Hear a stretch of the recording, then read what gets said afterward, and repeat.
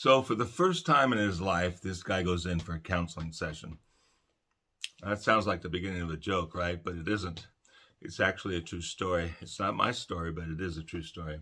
So, first time in his life, this guy goes in for a counseling session. And he talks and he talks and he talks and he talks.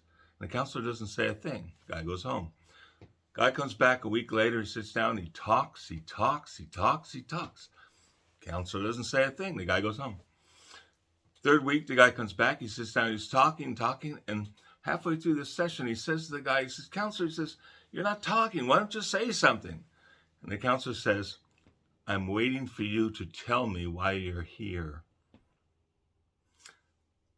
Welcome, folks, once again to Counselor's Couch 101. I'm still Jim Stump. I haven't changed my pronoun and haven't changed my gender, but I am thinking about changing my name. I think Ichabod would be a good choice. Imagine the chaos if we all just started doing whatever the heck we wanted to do and we didn't tell anybody. The whole reason that the world works is because we communicate, we understand each other, and if we don't have that, we have chaos. Anyway, the story about the guy going into the counseling office, that's a really apt description of what goes on in the counseling process over time, right? People come in the door and they can't tell you why they're there, right? They just know that they're unhappy. Something is hurting them. Either it's their job, their life, their relationships, their family, something. Something is bothering them. They don't quite know why, but they know they're not happy. Maybe they have dreams of something else, but it's not in their life. And there's an old saying used to go around. It said that it takes a counselor 5 minutes to figure out what's wrong with somebody, and it takes 5 years to convince them, right? Now, those two ideas go together. The idea of waiting for you to tell me why you're here and the reason it takes so much time. The people don't know. They just know they're hurting, right? But the truth of the matter is, this is the basic premise of all counseling, or all human behavior, rather. The things that are happening in a person's life are due to the choices the person made, right? And why do people make choices? It's based on their beliefs. It's based on their experiences, their good experiences or their bad experiences. It's based on everything that has happened to them.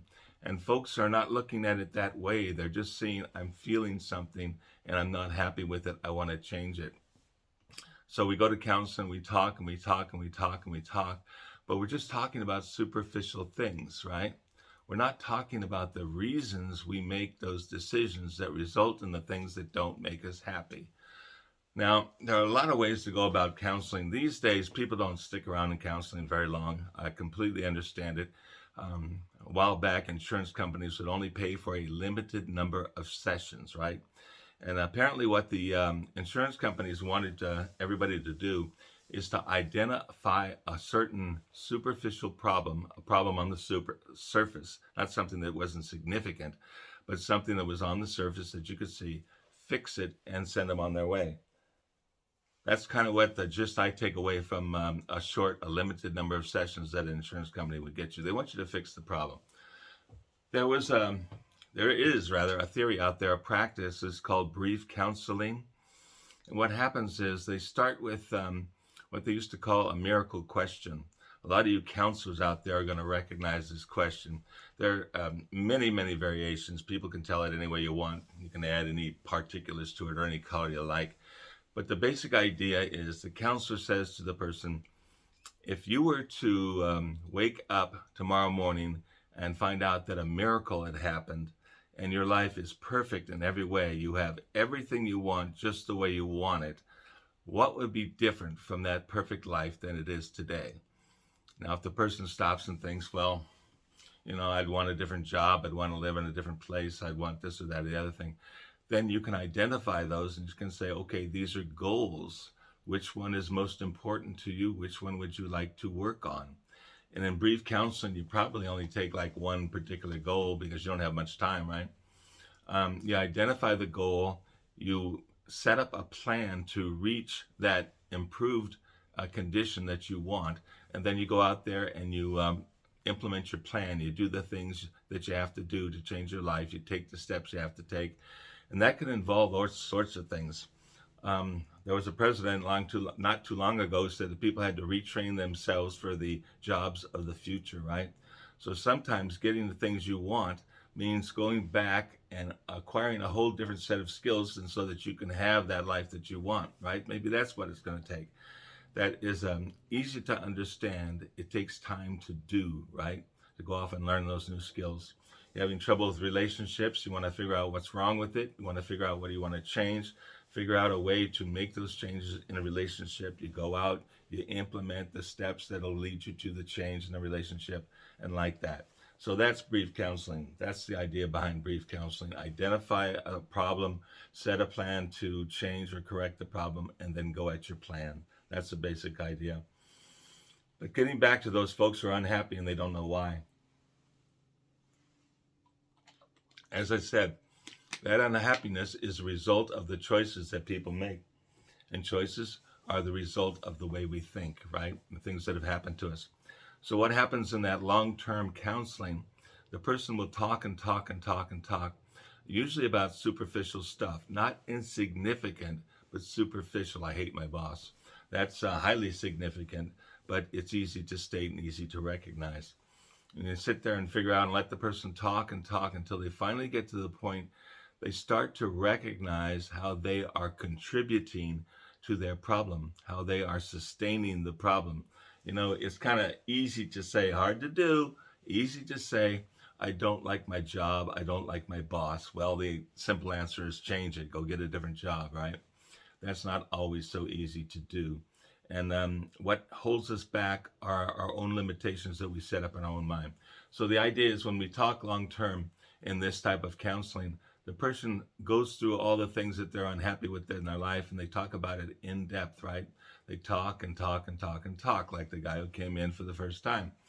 And finally, the counselor hopefully will make suggestions or point out some thoughts or give you some new ideas, and the person goes home for the week, thinks about that stuff, starts to incorporate that information into its idea of the universe and what's going on, and starts to see how they are sustaining the problem and what they might be able to do to fix it or change it or make themselves happier.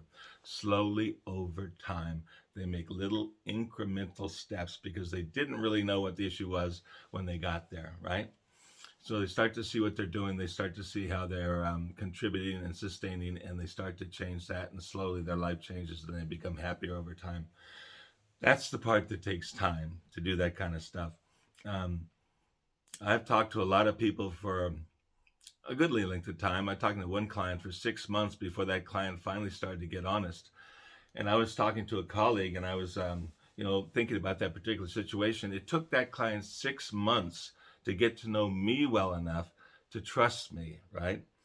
They needed to learn how to trust me before they could open up and start talking about the things that are really hurting them below the surface. And they started to see how they were creating the life that they didn't like. And that can be extremely painful, especially if you've spent a lot of time going in the wrong direction and now you're mad at yourself. You feel guilty for choices you made and the things you're doing now. So that's hard to deal with, but we support them through that if we can. We help them get over those hurdles and help them move on to a better life. Most often, though, people don't stay that long. Clients don't stay that long. And they don't open up that deeply. That's why it takes time. If we all knew ourselves perfectly well, we wouldn't need a counselor. We just sit down and do the analysis ourselves. I've forgotten the name of the movie, but there was a movie once. I think it was 007 with Sean Connery. I think he went into counseling, and he did a marathon counseling session. I hope it was Sean Connery. I hope I got it right. Some movie way back when. He goes in there and he sort of kidnaps the counselor, this famous, psychotherapist, psychoanalyst. And the psychoanalyst is bored out of his mind. He's falling asleep at the desk, and the guy just keeps talking on and on and on and on.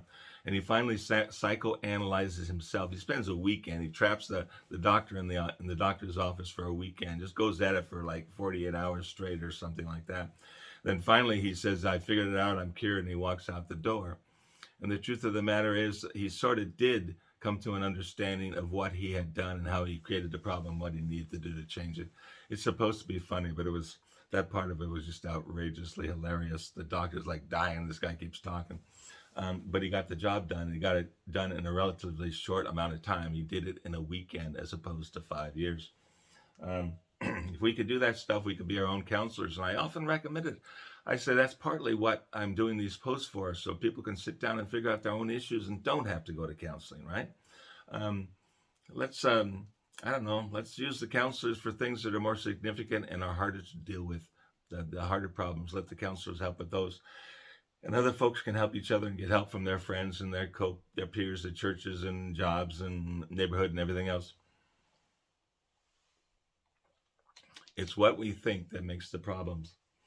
We have to come to admit to what we think and believe and what the behavior is a result of all that. And it's hard to change the behavior because behaviors are habits. And we do not break habits because human beings are creatures of habit. We'll discuss that some other time. But we don't break habits, we replace them. We practice new ways of being in the world, and then we get different results from the results we're getting that we don't like. So that's the kind of idea it is. And what did the counselor say at the beginning of the little story I told you? True story, by the way. He said, I'm waiting for you to tell me why you're here. I think in counseling, for me, it's kind of like I'm waiting for you to understand why you're here. I'm waiting for you to figure it out.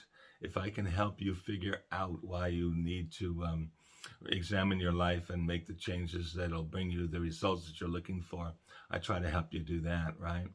So we can understand why you're here. So that's the idea behind that.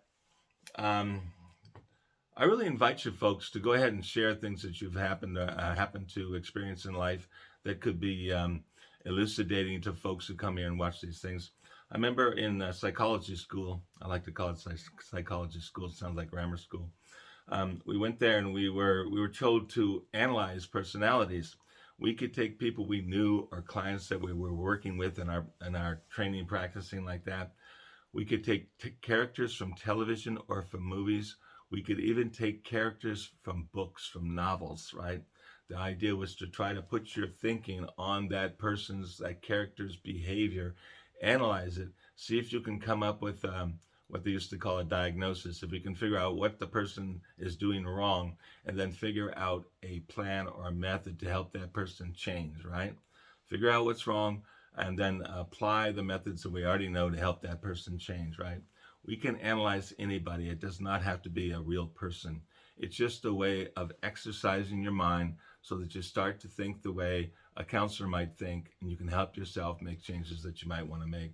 So I'm inviting folks, send in whatever ideas you have. Maybe you watched a movie. Maybe you want to talk about Citizen Kane and Rosebud. That's a great one. That movie works so well because the psychology worked. By the way, I love movies, and the movies I love the most are the ones that give me some more insight into the human behavior, the reasons people do things. Those are the movies I like. The shoot 'em up and I hate everybody and smash the cars and all that are less interesting to me. But if I can understand human behavior a little bit more, then I consider that a successful movie for me to watch, right? That's the idea. If you want to share those things you've come across, incidents, people you know in your lives, your families, and work and neighborhood, and etc., who have done things that you thought would be enlightening to examine and think about, please share it here. Just put it in the comments below, or send me an email. You can email this show here at counselorscouch101@mail.com, just mail.com, counselorscouch101@mail.com. Send in your ideas and problematic issues that people have had that you know of, whether in real life or fiction or anywhere else. Or someone even told you a story.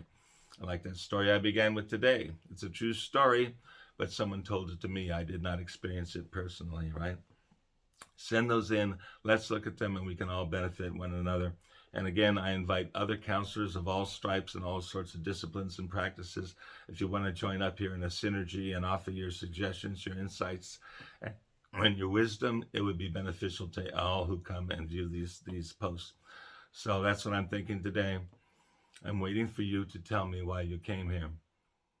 You know, that's a good question for this podcast. Why the heck do you come here? Let me know. Thanks for dropping by. I really appreciate it. Take care.